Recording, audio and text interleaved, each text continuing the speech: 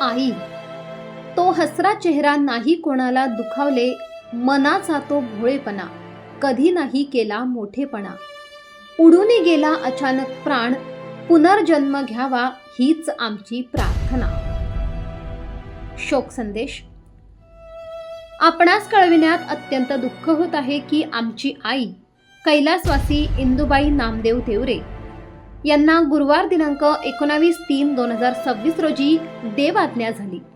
तरी दशक्रिया विधी कार्यक्रम शनिवार दिनांक 28/3/2026 रोजी सकाळी 9 वाजता शिवांजली हॉल, साईबाबा मंदिर शेजारी, रामकुंड, नाशिक येथे योजिला आहे.